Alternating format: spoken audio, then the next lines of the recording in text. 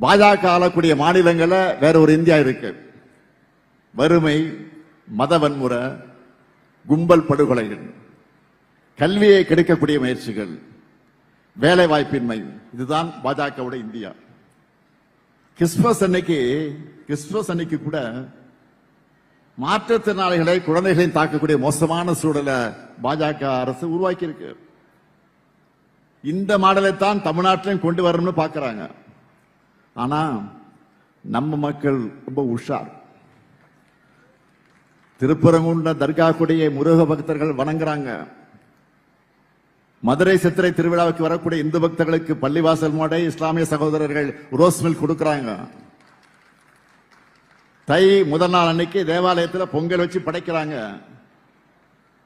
Christmas, Ramzan வந்துட்டா இந்து நண்பர்கள்லாம் cake, biryani எங்கன்னு உரிமையா கேட்கிறாங்க. எம்மதமும் சம்மதங்கிற தமிழ்நாட்டு மக்களுடைய இந்த ஒற்றுமை மத நலனுக்கு தான் மதவாத அரசியல் செய்து மக்களை பிளவுபடுத்த நினைக்கிற பாஜகவின் கண்களை உறுத்திக்கிட்டு இருக்கு. அவங்க எத்தனை அடிமைகளை சேர்த்துக்கிட்டு அண்டர்பல் அடிச்சாலும் சரி, ஒற்றுமையா வாழக்கூடிய தமிழ்நாட்டு மக்களிடம் மதவெறியை தூண்ட முடியாது. இந்த ஸ்டாலின் இருக்கிற வரைக்கும், எங்க திராவிட மாடல் அரசு இருக்கிற வரைக்கும் உங்களுடைய மதவெறி ஆட்டத்திற்கு இங்க இடம் கிடையாது. தமிழ்நாட்டு மக்கள் உங்களை ஓட்டுக்களால் விரட்டடிப்பாங்க.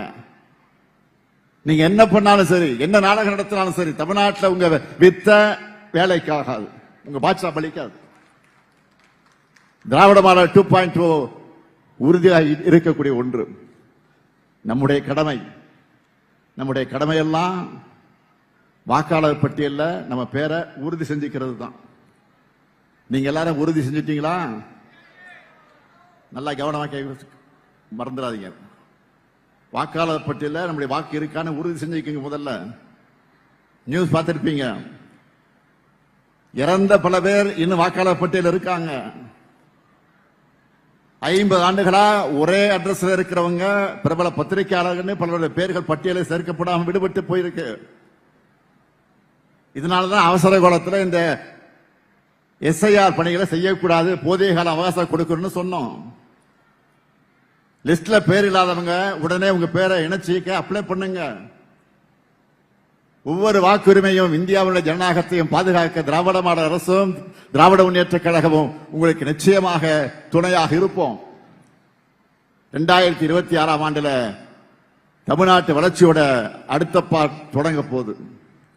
அதுக்கு நீங்க எல்லாரும் துணையா எப்பவும் இருக்கணும்னு கேட்டுக்கொண்டு, உங்கள் முதலமைச்சரா, உங்களின் ஒருவனா, கள்ளக்குறிச்சி மாவட்ட மக்களுக்கு என் நெஞ்சார்ந்த நன்றியை கூறி விடைபெறுகிறேன். நன்றி, வணக்கம். பிளே ஸ்டோர் மற்றும் ஆப் ஸ்டோரில் இருந்து பாலிமர் செயலியை QR கோடு மூலம் பதிவிறக்கம் செய்யுங்கள். செய்திகளை உடனுக்குடன் பெறுங்கள்.